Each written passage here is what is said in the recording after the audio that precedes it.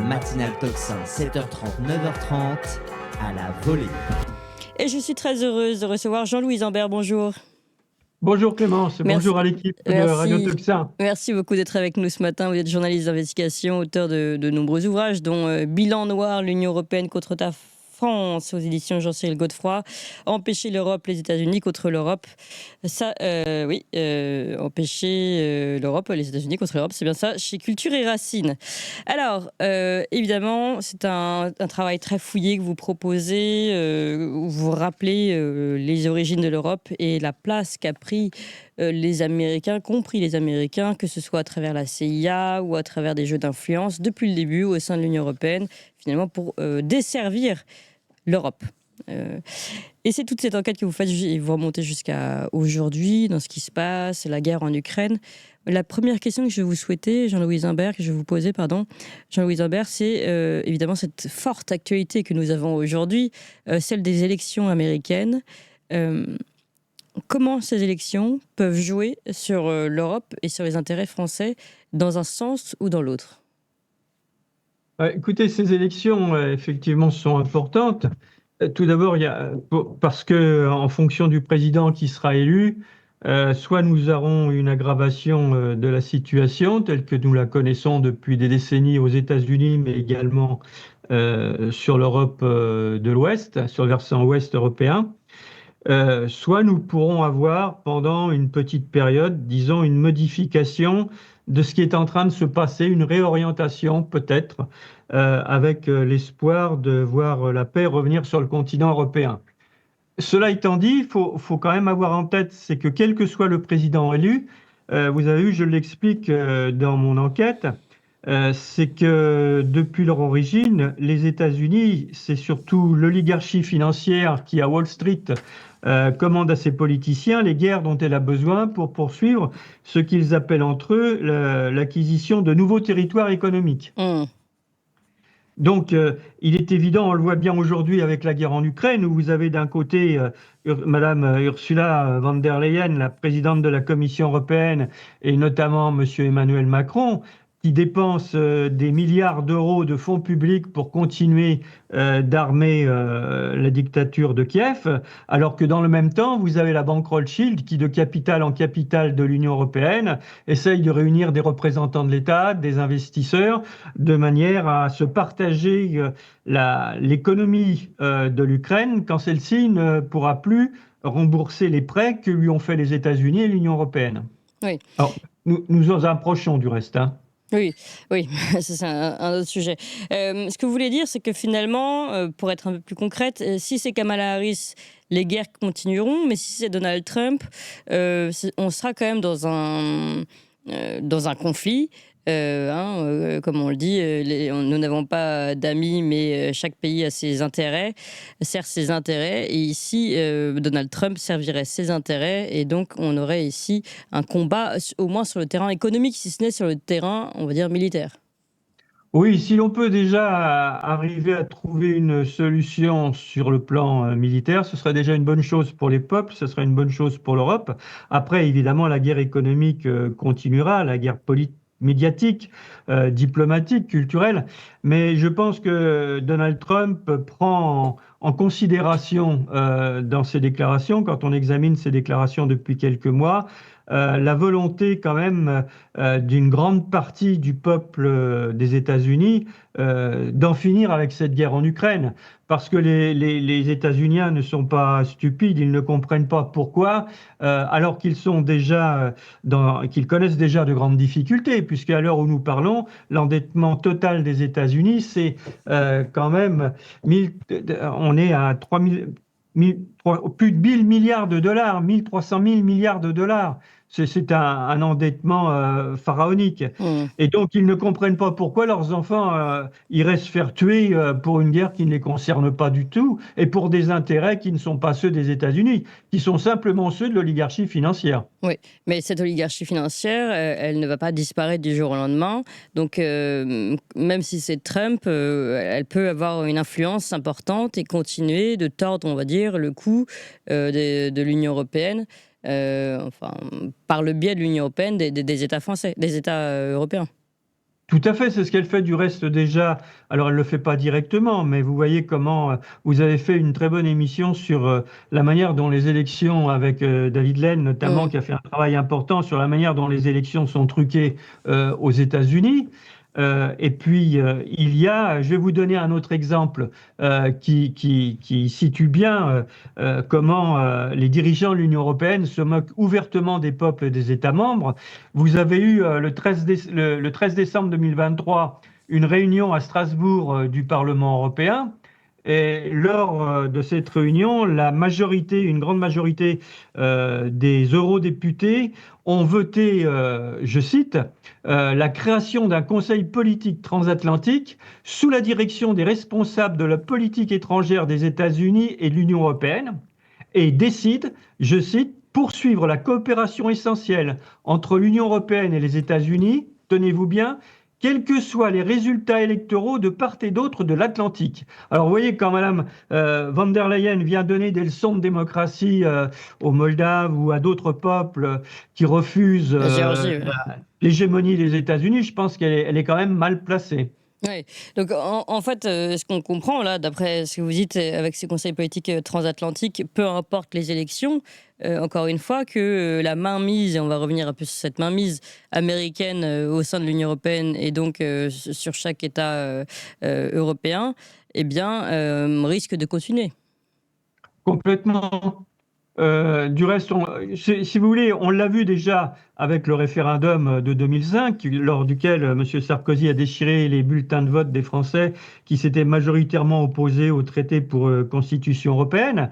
Et on le voit aujourd'hui, on l'a vu avec d'autres exemples que je rappelle dans mon enquête sur la manière dont quand les peuples se sont opposés, que ce soit en Irlande, aux Pays-Bas, au Danemark ou ailleurs, à des décisions des dirigeants de l'Union européenne. Systématiquement, les référendums ont été remis en cause. Et on le voit aujourd'hui avec la déclaration que je viens de vous citer, où quels que soient les résultats des élections de part et d'autre de l'Atlantique, il s'agit de poursuivre la même politique. Et ils sont obligés d'aller très vite parce que les États-Unis sont pris dans une crise qui est profonde.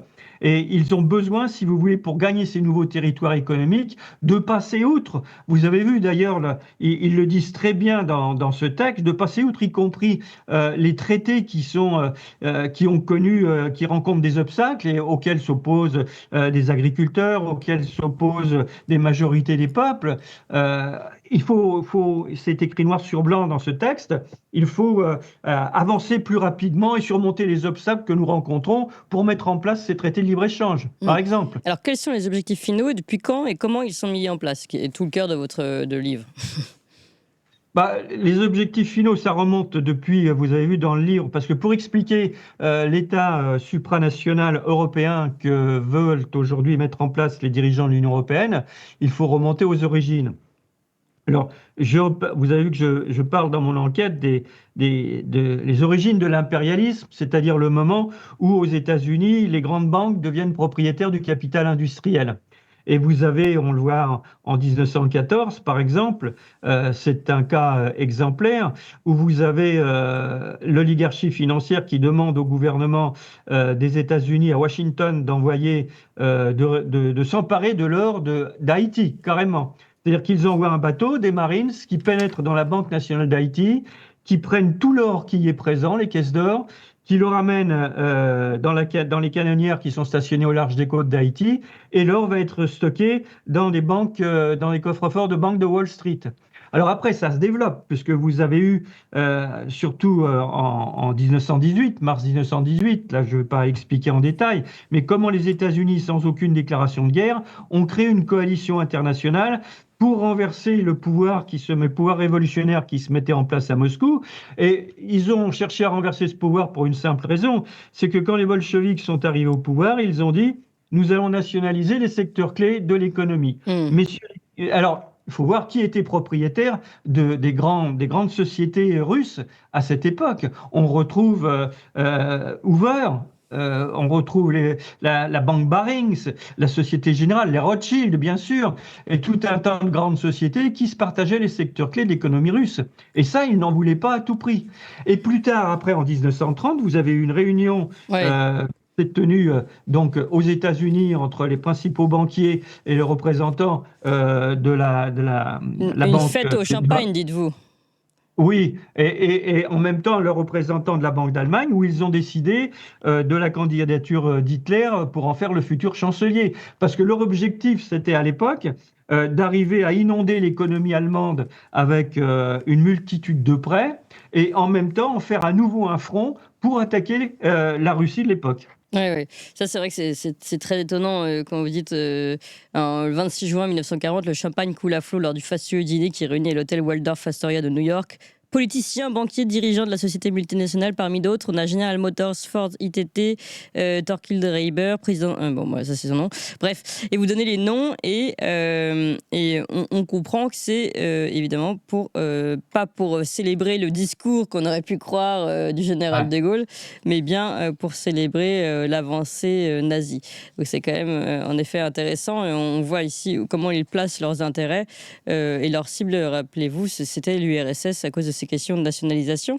Donc vous continuez dans le livre et vous montrez, d'ailleurs après vous parlez même de système fantôme, je vais reprendre exactement votre terme, de système bancaire fantôme, oui.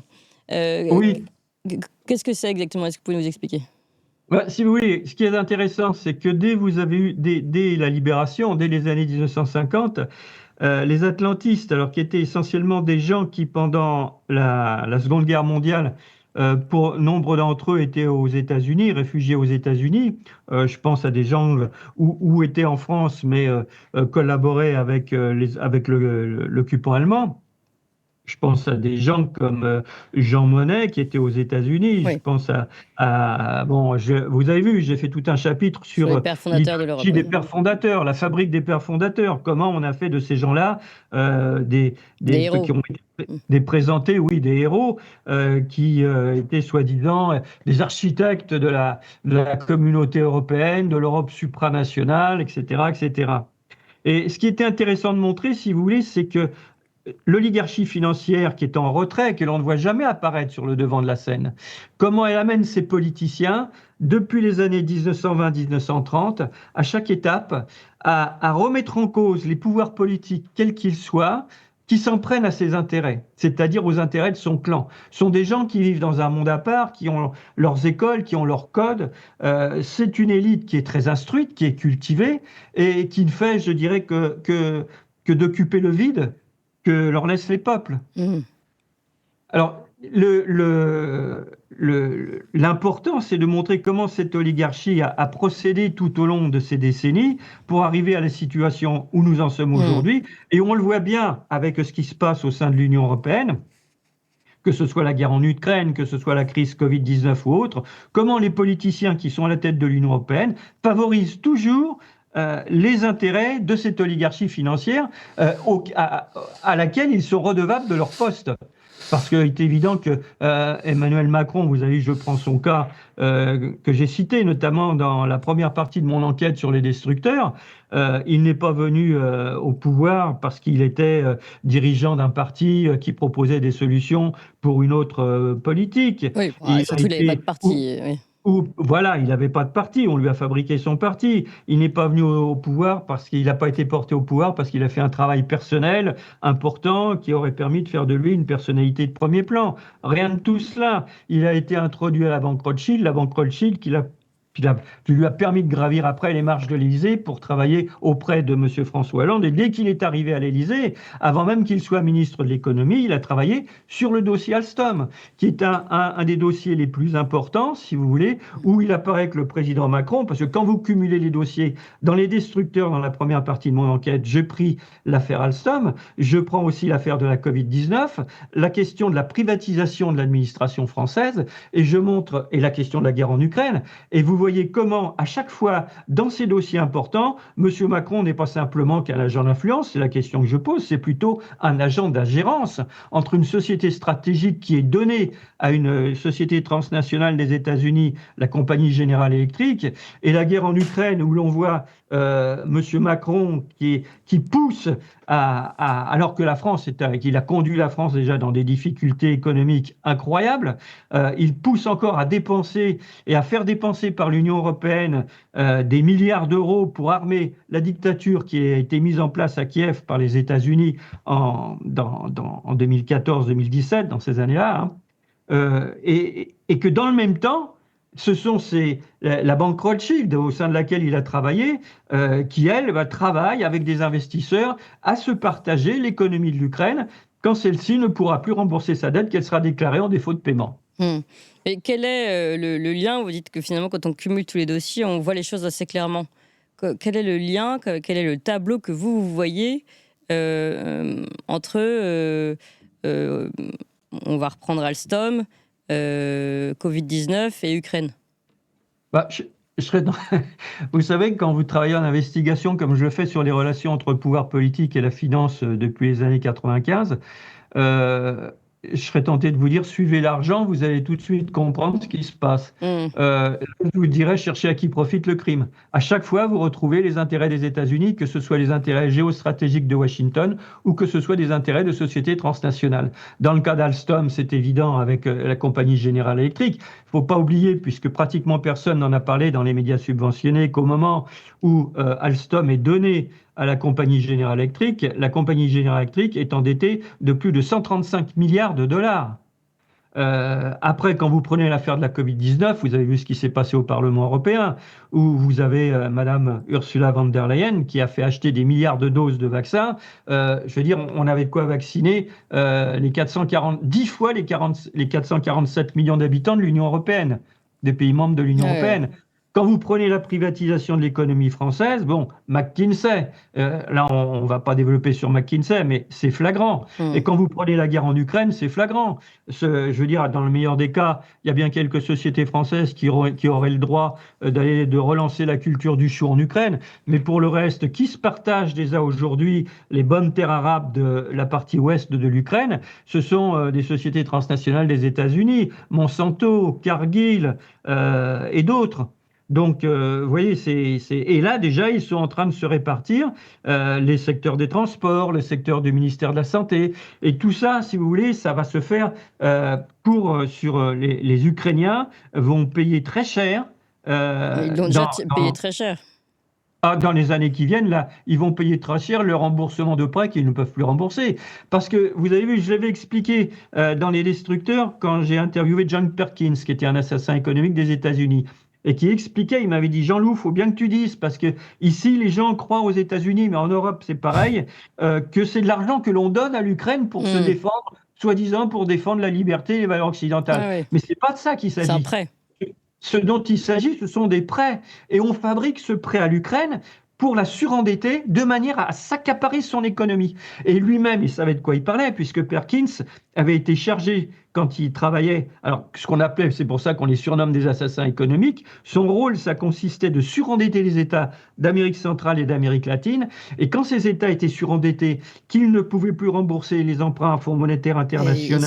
Ils sont tenus par la dette. Ils sont tenus par la babichette. Ouais. Voilà, eh bien, les sociétés transnationales des États-Unis disent, mais vous savez, on peut vous sortir de ce mauvais pas, on peut vous aider à moderniser et à reconstruire votre économie, mais alors il faudrait que vous privatisiez le secteur de la santé. Nous avons une entreprise qui est intéressée. Il faudrait que vous privatisiez sur le secteur agricole, par exemple, toute la filière agroalimentaire porcine nous intéresse. Nous avons une société transnationale qui peut répondre dès aujourd'hui à un appel d'offres. Vous voyez, tout ça. Et quand vous prenez tous les États les uns derrière les autres, vous voyez comment tout cela se met en place avec les politiciens qui ont été portés au pouvoir par cette oligarchie et comment ceux-ci qui leur sont redevables, eh bien, s'efforcent de favoriser les intérêts de cette oligarchie. Jean-Louis Zambert, il y a quand même quelqu'un qui l'a dit aux États-Unis, un politique, Robert Kennedy Jr., qui a exprimé justement cette notion de prêt, le fait qu'aujourd'hui, les Ukrainiens seront plus endettés que jamais, qu'ils devront payer la dette aux Américains et qu'en fait, qu'est-ce que ça signifie? Ce que vous l'avez dit, évidemment, la perte de leur souveraineté et la dépendance aux grandes finances internationales et notamment américaines. Donc, il l'a dit et aujourd'hui, il est allié à Donald Trump. Donc, je reviens à ma question. Est-ce que vous ne pensez pas que peut-être, je sais que c'est America First, donc les intérêts des États-Unis en premier, malgré tout, est-ce que cette politique-là, ce fonctionnement-là, d'un système financier qui écrase au nom des bonnes morales et des bonnes valeurs les États qu'ils viennent sauver. Est-ce que vous ne pensez pas que ça peut éventuellement, si jamais Donald Trump et son alliance, je parle bien de son alliance, gagnaient, est-ce que Oui. ça pourrait changer? Oui, si, ça pourrait modifier légèrement le cours des choses. Déjà pour plusieurs raisons. La première, c'est que, comme vous le savez, aux États-Unis, quand un nouveau président est élu, en général, vous avez des changements au sein de toute l'administration, de manière à appliquer la nouvelle politique. Ensuite, si Donald Trump est un homme pragmatique et clairvoyant, je pense, comme je le disais tout à l'heure, qu'il prendra en compte l'intérêt des électeurs des États-Unis qui l'auraient élu, à savoir trouver une solution pour en finir avec cette guerre en Ukraine. Et puis de manière aussi, parce qu'il ne faut pas Il oublier a non annoncé plus. vouloir y mettre fin à la guerre en Ukraine. Ça fait partie de ses annonces. Oui, voilà, c'est aussi pour ça que vous assistez aujourd'hui à un parti démocrate qui déploie tout ce qu'il peut comme activité de manière à truquer les résultats. Et ils sont des gens qui sont prêts à tout, hein. C'est il faut s'attendre effectivement. Vous avez bien vu les tentatives d'assassinat, vous avez vu toutes les campagnes de désinformation qui ont été montées et relayées ici par les employés aux écritures des médias de la presse subventionnée. Donc, c'est vraiment cette oligarchie qui s'accroche au pouvoir par tous les moyens. Et c'est vrai que Donald Trump, quelque part, peut gêner parce que ça pourrait remettre en cause les plans de l'oligarchie financière non pas sur l'ensemble de l'Union européenne, mais au moins sur l'Ukraine.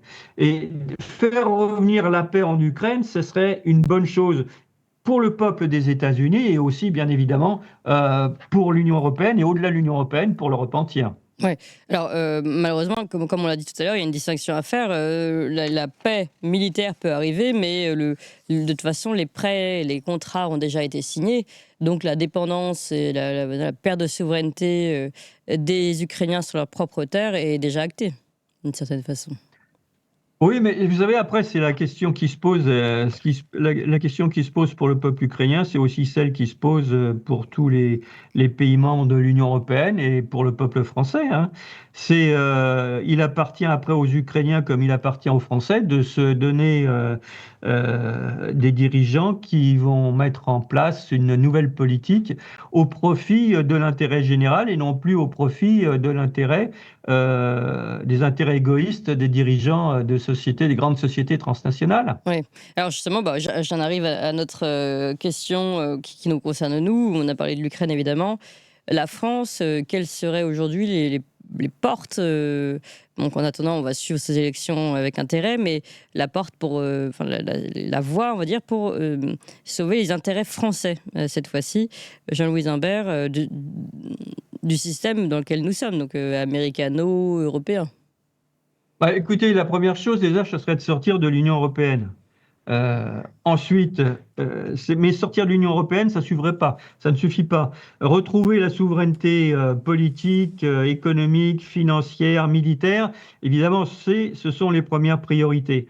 Mais il faut accompagner cette sortie de l'Union européenne d'une politique qui permettra de préserver la souveraineté, c'est-à-dire de mettre en place une nouvelle politique économique qui se ferait au profit des Français et non plus au profit de grands groupes qui se permettent de piller la nation, de prendre... Oui, mais comment on fait pour s'en débarrasser de ces grands groupes alors qu'on le sait, que vous l'expliquez dans votre livre, non seulement ils ont des lobbies au sein des parlements, et des relais également médiatiques, ce qui fait qu'en fait, ils influencent autant les élus que les Français qui votent.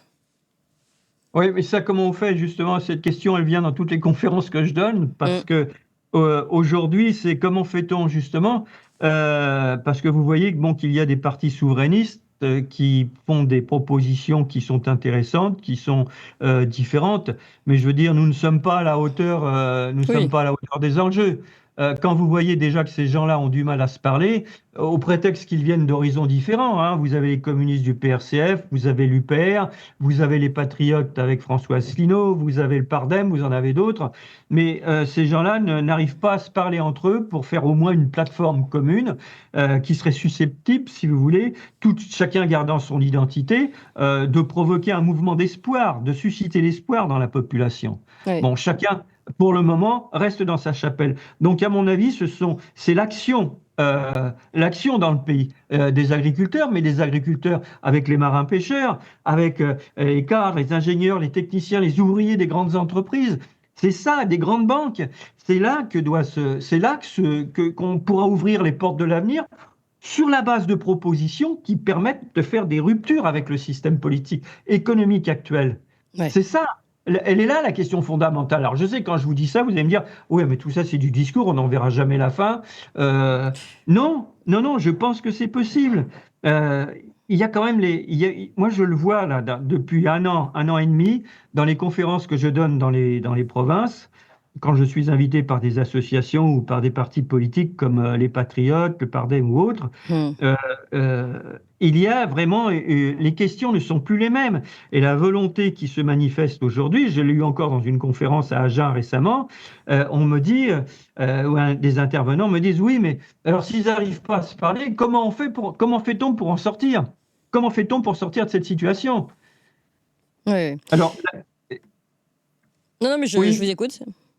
Donc la question qui est posée aujourd'hui, c'est la question, il faut que les Français se parlent, arrivent à se parler et à construire des actions communes. Parce que vous avez beaucoup, quand vous regardez, Clémence, vous êtes bien placée pour le savoir, vous avez beaucoup de discours de contestation, de remise en cause du pouvoir, etc. Mais regardez à côté, qu'est-ce qui existe comme proposition dans le discours en général pour sortir. Et face à ça, vous avez une élite, une oligarchie, une élite qui est très cultivée, qui a ses réseaux, qui a su s'ouvrir à l'international, tisser des liens familiaux, mais au-delà de ça, des complicités, et qui est très solidaire pour défendre ses intérêts. Donc, il y a la nécessité, si vous voulez, on l'a bien vu, moi je regardais encore l'autre jour la question de la privatisation de la Banque Crédit Agricole. Je veux dire, c'est une banque qui avait à l'origine une structure coopérative, qui est devenue une banque commerciale, capitaliste, où l'on a fait acheter par des sociétés coopératives et dirigeants nationaux des actions, ce qui est complètement impossible dans une société coopérative qui est constituée de parts sociales, mais les sociétaires disposaient des structures qui leur permettent de s'exprimer, puisque dans une société coopérative, ce sont les sociétaires qui sont propriétaires du capital de ces sociétés, qui se réunissent chaque année en assemblée générale, qui décident de l'utilisation des résultats financiers de leur société coopérative et qui élisent leurs dirigeants. Donc ils avaient parfaitement les moyens d'interpeller les dirigeants nationaux, leurs dirigeants locaux, leurs dirigeants régionaux, et de dire nous ne sommes pas d'accord avec la privatisation, ou qu'est-ce que ça va nous apporter, comment ça va se passer, etc. Mais qu'est-ce qui s'est passé réellement en 1998 avec la première privatisation de la Caisse nationale de Crédit Agricole qui a été orchestrée par M. Balladur, et puis en 2001 avec le gouvernement Jospin, avec notamment Laurent Fabius, son ministre des Finances. Est-ce que vous avez une minorité de sociétaires qui ont bougé en disant mais nous ne sommes pas d'accord, nous êtes en train de casser la coopération qui faisait vivre justement notre banque dans les campagnes et qui a permis d'en faire une banque nationale? Mais ce sont des minorités qui ont dit cela. La majorité des sociétaires, comme l'a dit l'un d'entre eux, sans trop savoir, ils ont laissé faire et ils se sont laissés conduire un peu comme on emmène la vache au taureau. Oui, ça c'est un peu le problème moutonnier que nous rencontrons dans tous les sujets aujourd'hui. Voilà. Alors c'est pour ça que tant que vous n'aurez pas vraiment là... Et puis alors, il y a quand même quelque chose qu'il faut souligner, c'est le rôle des médias. Je peux vous en parler parce que je suis journaliste depuis 1972, je travaille en investigation depuis les années 1990. Heureusement qu'il y a des médias comme Tocsin, comme avec l'important travail que vous faites, pour montrer ce qui ne va pas, pour aller au fond des sujets et pour ouvrir des portes de l'espoir. Parce que quand je vous ai lu tout à l'heure cette décision du Parlement européen, mais il faut savoir qu'aucun média subventionné n'en a parlé. Je vais vous donner 2 autres exemples, parce que cette décision du Parlement européen, elle date du 13 décembre 2023. Mais il s'est passé 2 autres événements très importants dont n'ont parlé aucun des médias subventionnés. On vous écoute. La même année, le 20 octobre 2023, vous avez des dirigeants de l'Union européenne, alors ce n'était pas une délégation de dirigeants élus par le Parlement européen, pour aller discuter avec le président des États-Unis. C'était Madame von der Leyen, le président du Parlement européen et le chargé des affaires étrangères de l'Union européenne, qui ont été rencontrés, le président des États-Unis et son secrétaire d'État Anthony Blinken à Washington. Et ensemble, ils ont fait un communiqué dans lequel ils sont, je cite, félicités de la signature de l'accord entre le département de la Défense des États-Unis et l'Agence européenne de défense. C'est pas n'importe quoi, parce que c'est quelque chose qui va favoriser cette communauté européenne de défense que Emmanuel Macron veut essayer de remettre en état, auquel déjà les États-Unis avaient poussé et qui avaient rencontré dans les années 50-60, en 1957, qui avaient rencontré l'obstacle des gaullistes et des communistes à l'époque. Donc là, ils essaient de remettre ça en scène, et ça veut dire que le peu de souveraineté militaire qui restait à la France va être perdu au travers de l'OTAN et de cette alliance qui va rapprocher, qui va mettre pratiquement l'armée française sous commandement des États-Unis. Mais tout ça, si vous voulez, personne n'en parle. Et la deuxième décision, vous avez dit qu'il y en avait une deuxième. Et la deuxième décision, ça se passe un mois plus tard, le 20 novembre 2023, quand le Parlement européen a voté la révision du traité sur l'Union européenne et du traité sur le fonctionnement de l'Union européenne. Ah oui. Pourquoi ? Parce que l'objectif des dirigeants de l'Union européenne, c'est de transformer l'Union européenne en un État européen supranational, dont je parle, vous avez vu, dans Empêcher l'Europe à la fin du livre. Oui, et on en avait parlé, nous, à l'époque. Merci beaucoup, Jean-Loup Isambert. Tout est en effet très bien décrit dans votre livre Empêcher l'Europe, les États-Unis contre l'Europe, aux éditions Culture et Racines. Merci pour cette analyse et cette ouverture sur ce qui est en train de se jouer en ce moment, les élections américaines, chers amis. Vous savez, je vous l'ai dit, demain, émission spéciale sur ces élections. Pour mieux comprendre, nous aurons plusieurs reporters sur place aux États-Unis et depuis plusieurs points chauds, notamment dans l'équipe Trump. Et nous aurons évidemment notre chroniqueur à nous, Renaud Bochard. Nous analyserons ici en plateau tout ce qui se passe avec Nicolas Mirkovic, qui est toujours très riche. Nous demanderons à David Laine ce qu'il pense des élections et des éventuelles fraudes. Et puis François Asselineau sera notre invité politique pour finir à partir de 9h. Donc voilà, émission spéciale, et surtout soyez nombreux ici. Nous allons prendre le temps de la réflexion, de l'analyse, tout simplement du tenter de parler vrai, ce qu'on fait toujours ici sur Tocsin. Donc je vous dis rendez-vous demain à 7h30, et en attendant, pour ceux qui ne l'ont pas encore fait, évidemment, vous vous abonnez à notre chaîne YouTube. On tente d'atteindre les 250 000 abonnés sur YouTube pour décembre. Je pense qu'on peut y arriver largement, même on peut le dépasser, donc dépassons-le si on peut. Et puis surtout, pour ceux qui ne le font pas encore mais qui veulent le faire, et bien c'est maintenant. Aidez-nous, soutenez-nous, et pour ça, une seule solution, tocsin-media.fr. Ensuite, le point soutien, 5 € par mois, change tout pour nous. Pour vous, c'est pas forcément grand-chose, et pour nous, comme vous êtes nombreux ici à nous écouter, ça nous change la vie, ça nous permet de voir au loin et de savoir qu'on pourra exister jusqu'à la fin de l'année et les années suivantes si vous continuez à nous aider. Merci infiniment pour votre soutien, et à demain pour cette très grosse émission spéciale.